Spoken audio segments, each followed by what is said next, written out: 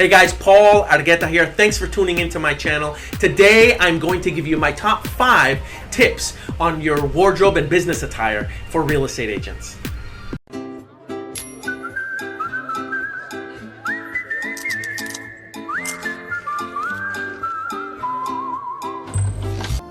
Just some housekeeping before we get started.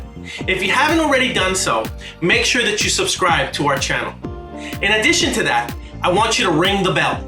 There's a small little alerts button, and if you press that button, you'll be alerted every time we upload new content. And this content is going to be filled with trainings and useful information that is going to save you time and make you more successful in your real estate career. Now, I got my license at the age of 18, and at that time I only had 2 suits. I had a black polyester suit, and I had a suit that I wore for my high school graduation. It was taupe colored, and I got it from C&R Clothers with my father.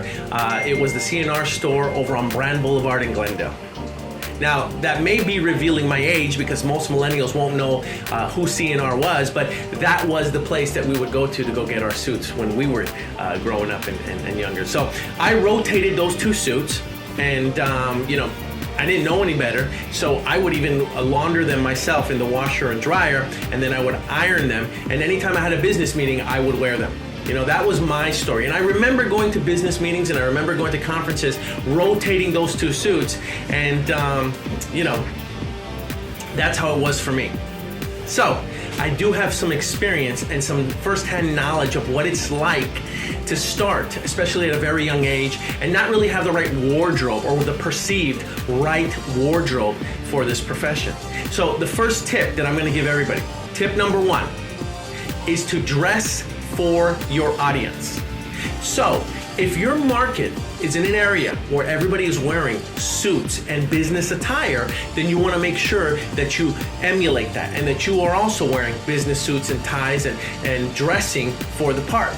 Now, on the other hand, if your market is in Middle America and you're dealing in a more rural area and people there are wearing jeans and perhaps flannels or just white dress shirts, then you're going to want to do the exact same thing. You're not going to be wearing a 3-piece business suit in Middle America because you may come off stuffy or arrogant or who knows. The bottom line is you want to dress for the audience and dress for your market that you're going after.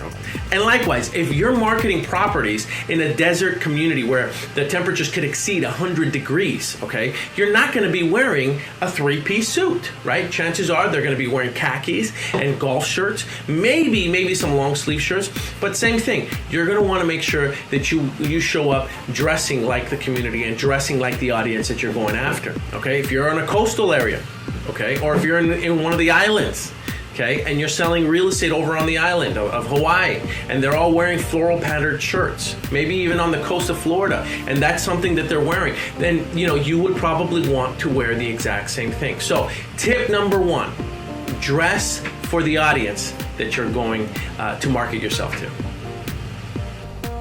Tip number 2, the more youthful your appearance, the more professional you want to dress. Now, mind you, I got my real estate license at the age of 18. I looked young. Add to the fact that I didn't have a track record of success. I didn't have any sales experience that I could personally reference, okay? These days, all that stuff's verifiable on the web.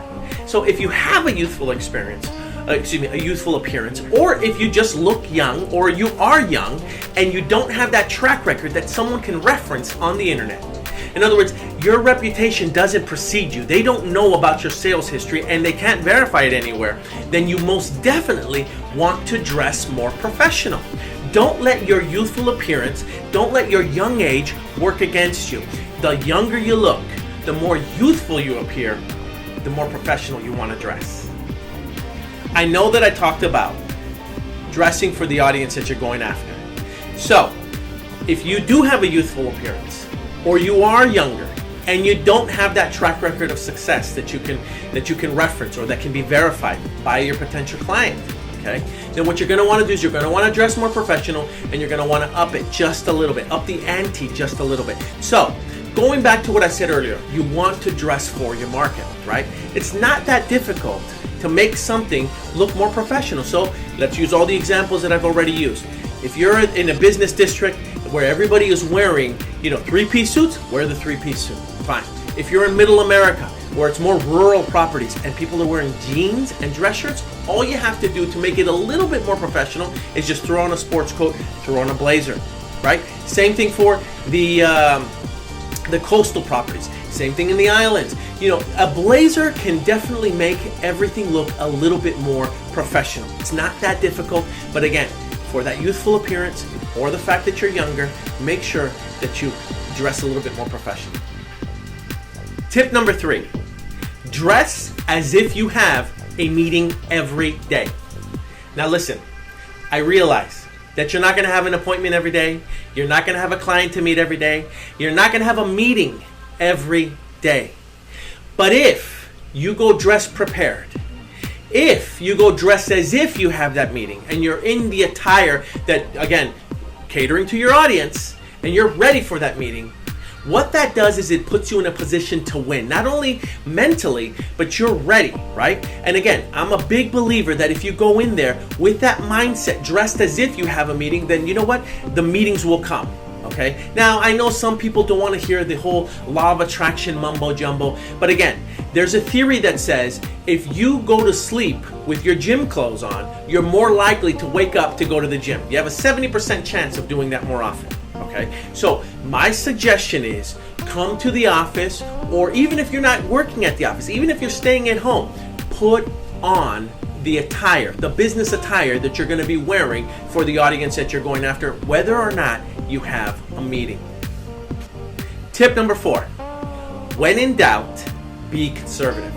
Now look, I know that we live in a day and age where more and more people have tattoos, more and more people have piercings, and this is starting to become much more commonplace. I get that and I appreciate that. I also know that your attire is an extension, it's an expression of who you are, and I think that's great. But I'm going to also suggest that when you dress, you tend to err on the more conservative side, okay? It's a safer place to be, and that way you don't ever have to worry about any clients judging you based on what you look like or what you're wearing.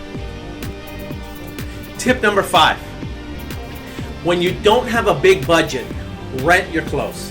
Now, online, there are a wide variety of providers now where you can actually rent an outfit, put it on, wear it, return it, and the following week they'll get you a new one. They're subscription-based services. Even Amazon has them now, and I'll tell you that that's a great way to be able to, without breaking the bank, have a new wardrobe that you're slowly circulating into your attire.